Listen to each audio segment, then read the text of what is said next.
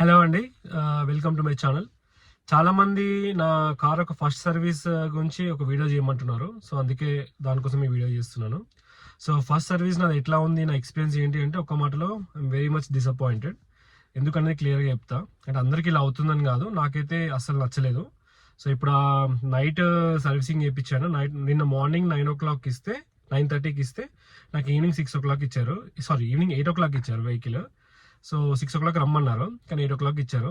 So ఇచ్చాక కూడా vehicle అయితే క్లీన్ లేదు, ఇంటీరియర్ క్లీన్ లేదు. మీకు వీడియోస్ అన్ని చూపిస్తాను. So maybe because of the Sankranti చాలా మంది ఊరికి వెళ్తున్నారంట, అందుకే చాలా రష్ ఉంది. సో అందుకే నాకు కూడా క్లీనింగ్ సరిగ్గా చేయలేదు అనిపించింది. సో బట్ నాకు టైం లేకుండా నేను కార్ అయితే తీసుకొచ్చాను. కానీ మార్నింగ్ లైటింగ్లో చూసుకుంటే చాలా అంటే చాలా మురిగ్గా ఉంది. సో ఫస్ట్ పాయింట్ ఏంటంటే చాలా మందికి ఉండే డౌట్, 1000 kilometers ఇవ్వాలా, 2000 kilometers ఇవ్వాలా, లైక్ 1 monthకి ఇవ్వాలా, 2 monthsకి ఇవ్వాలా అని చెప్పేసి. నేనైతే నా 1000 కూడా కాలేదు, 725 kilometersకి 1 month అయిందని ఇచ్చేసాను. సో వాళ్ళు అడిగితే 2000కి ఇవ్వాలి అన్నారు, కానీ నేను ఇప్పుడే ఇస్తానని చెప్పాను. ఎందుకంటే I have some problems in my car, అవి చూపించుకుందాం అని చెప్పేసి. వాళ్ళ దగ్గర లాస్ట్లో సైన్ చేసేటప్పుడు కూడా 2000 kilometersకి అని ఉంది, కానీ నాకు 730 kilometersకి నేను ఓకే చెప్పాను. వాళ్ళ పేజ్లో మాత్రం 2000 kilometersకి రావాలని ఉంది. అండ్ మెయిన్ క్వశ్చన్ అందరికి ఉండేది, ఫస్ట్ సర్వీస్లో ఏం చేస్తారు అని చెప్పేసి. అదే కదా, సో ఫస్ట్ సర్వీస్లో మనకి చేసే రెండు, ఒకటి వాషింగ్, ఇంకోటి ఎగ్జామిన్. అంతే, అవి రెండే చేస్తారు, ఇంకేం చేయరు. ఇంటీరియర్ ఫోమ్ క్లీనింగ్ కూడా చార్జబులే, ఓన్లీ లేబర్ కాస్ట్ అనేది ఉండదు. అంతే, ఫస్ట్ సర్వీస్లో ఓన్లీ లేబర్ కాస్ట్ అనేది ఉండదు. ఫస్ట్ థింగ్, అపాయింట్మెంట్ తీసుకొని వెళ్ళాను నేను. మీరు నా ఛానల్ని ఆల్రెడీ సబ్స్క్రైబ్ చేసి ఉంటే నేను ఆల్రెడీ ఒక వీడియో పెట్టాను కదా, మహీంద్రా ఫర్ యూ యాప్లో అపాయింట్మెంట్ ఎట్లా తీసుకోవాలి అని చెప్పేసి. సో ఆ యాప్లో చూపించినట్టు అట్లా అపాయింట్మెంట్ తీసుకొని వెళ్ళాలి. It's better to take appointment before you go they, because అక్కడ చాలా మంది ఉంటారు కాబట్టి మళ్ళీ మీ నేమ్ తీసుకొని మీ అన్ని డీటెయిల్ తీసుకోవడం కల్లా కొంచెం టైం పడుతుంది.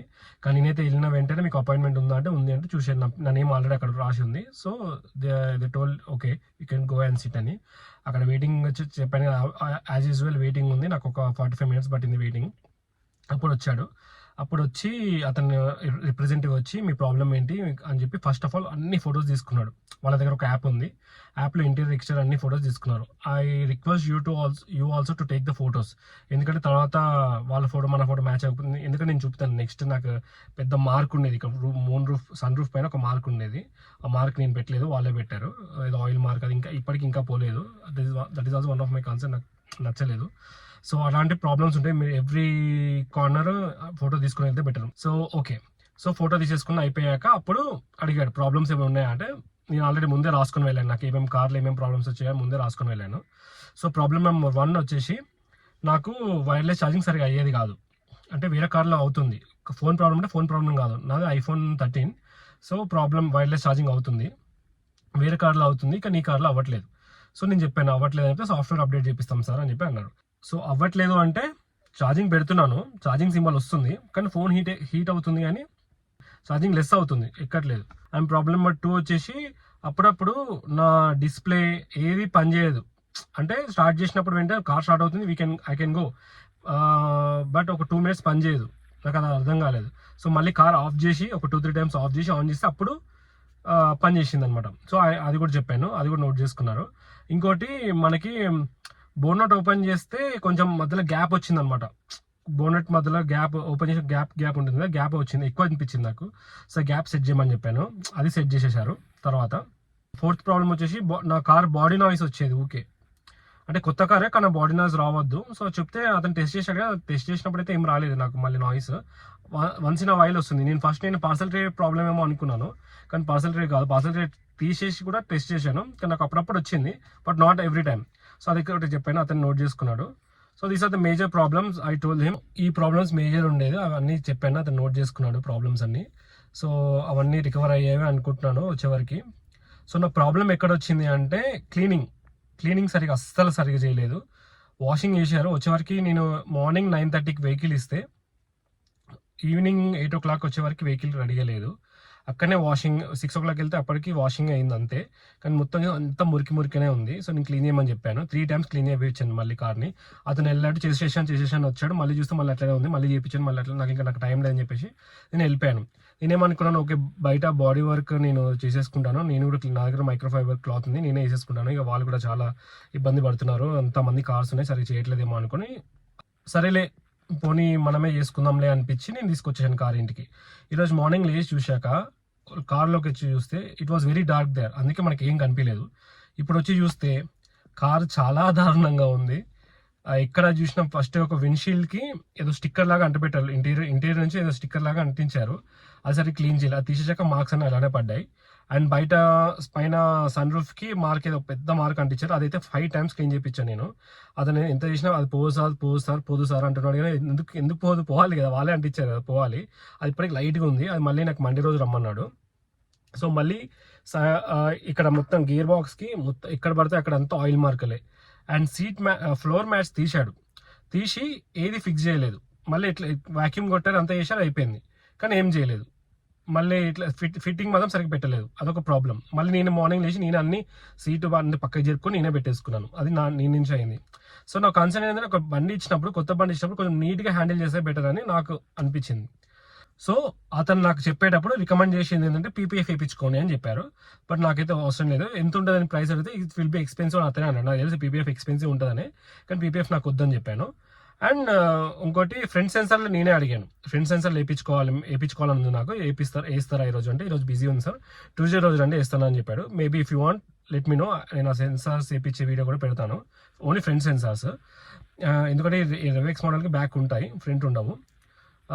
ఇంకోటి రికమెండ్ చేశాడంటే సిరామిక్ అని వేయించుకోండి అని చెప్పేసి, but I have a ceramic wax నేను కొనుక్కున్నాను, అది అది నేనే చూద్దాం అనుకున్నాను, కొన్ని రోజులు ట్రై చేద్దామని. If it doesn't work then అప్పుడు I will think about it అని చెప్పాను. అండ్ ఇంకా కింద under body spray anti rust చేపిస్తాను, అది చేయించుకోండి సార్, అందరు చేయించుకుంటారు అన్నాడు. ఎంత అని అడిగితే 3500 అట్లా ఉంటుంది సార్ అని చెప్తే నాకు ఏం వద్దని చెప్పాను. ఎందుకంటే ఫస్ట్ సర్వీస్లో సెకండ్ సర్వీస్లో అవసరం లేదంట, నేను రీసెర్చ్ చేశాను దాని గురించి ఆల్రెడీ. ఒక 1-2 years వరకు కొత్త బండి కాబట్టి యాంటీ రస్ట్ అవసరం లేదు, తర్వాత we can think about it. ఇప్పుడైతే అవసరం, వాళ్ళు చెప్తూ ఉంటారు కానీ మనకైతే ఏం అవసరం లేదు. అండ్ డాక్యుమెంట్స్ ఏమైనా తీసుకెళ్లాలా ఫస్ట్ సర్వీసింగ్ అంటే ఏం అవసరం లేదు, ఎందుకంటే మనం ఆల్రెడీ అపాయింట్మెంట్ తీసుకున్నప్పుడు వాళ్ళు అన్ని రాసుకుంటారు. ఒకటి అడుగుతారు ఏంటంటే మన టీఆర్ నెంబర్. ఇప్పుడు నా బండి టీఆర్ నెంబర్ నాకు ఆల్రెడీ రిజిస్ట్రేషన్ నెంబర్ వచ్చేసింది, ఇంకా పెట్టించుకోలేదు. ఆ పిఆర్ నెంబర్ చెప్పాను అంతే, టీఆర్ నెంబర్ నోట్ చేసుకున్నారు ఫస్ట్ వాళ్ళు, కానీ నాకు పిఆర్ వచ్చేసింది అని చెప్పి అంటే ఆ పిఆర్ ఆర్సీ చూపెట్టాను, మన ఆన్లైన్లో ఆర్సీ ఎంవాలెట్లో ఆర్సీ వస్తుంది కదా, ఆర్సీ ఫోటో చూపెట్టాను, అది రాసుకున్నారు. అది ఒక్కటే వాళ్ళ డాక్యుమెంట్స్ కావాల్సింది. సో మిగతా అంతా ఏం చేయరనమాట. సో ఫస్ట్ సర్వీస్లో అయ్యేవి ఇవి రెండు ఒకటి బండి cleaning, interior and exterior. Interior అంటే మళ్ళీ ఫోమ్ క్లీనింగ్ ఏం చేయరు, ఫోమ్ క్లీనింగ్ దిల్ చార్జ్ ఎక్స్ట్రా. ఇంటీరియర్ చేసేది ఏంటంటే వాక్యూమ్ చేస్తారు అంతే, వాక్యూమ్ అండ్ ఎక్స్టీరియర్ వాషింగ్ చేస్తారు. సో లాస్ట్లో నా అంత అయిపోయాక పేపర్ వర్క్ సైన్ చేయించుకున్నారు. సైన్కి మనకు ఒక బిల్ వస్తుంది అనమాట, ఎంత అయింది బిల్ అని చెప్పేసి దాంట్లో మనీ చూపిస్తారు, కానీ ఆ మనీ మనం పే చేయం.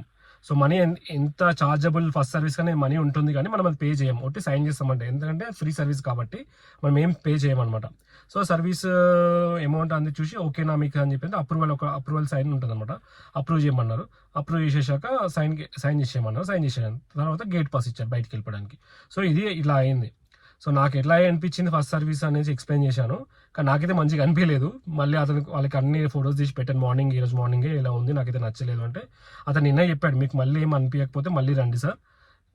ఫీడ్బ్యాక్ కూడా తెప్పించుకున్నాను. అతను ఫీడ్బ్యాక్ అయితే ఐ గివెన్ పాజిటివ్ ఓన్లీ, ఎందుకంటే ఆ రిప్రజెంటేటివ్ ఎవరైతే నాతో మాట్లాడారో హీస్ టూ గుడ్, చాలా మంచిగా చెప్పాడు. కానీ ఈ క్లీనింగ్ ఇంటీరియర్ అని ఎక్స్టీరియర్ అని క్లీనింగ్ అనేది ఆ డార్క్నెస్ వల్ల నాకు ఏం కనిపించలేదు నైట్ అంతా.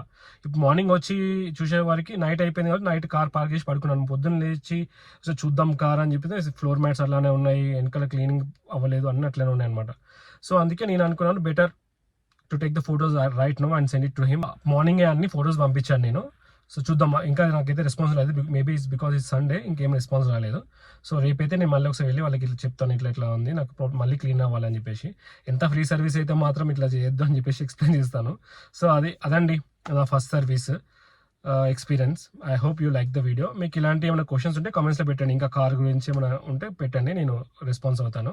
అండ్ నెక్స్ట్ వీడియో ఇంకో చాలా మంది అడిగి నెక్స్ట్ వీడియో అనేది లోపల ఇంటీరియర్ ఇన్ఫోటెక్ ఎట్లా ఉంది, ఏ బటన్స్ ఎట్లా పనిచేస్తే ఒకసారి చెప్పమన్నారు, అది నెక్స్ట్ వీడియోలో ఎక్స్ప్లెయిన్ చేస్తాను. So thank you for watching the video. నా ఛానల్ని సబ్స్క్రైబ్ చేసుకోండి, ఇంకా ఇలాంటి వీడియోస్ చాలా వస్తాయి. Thank you.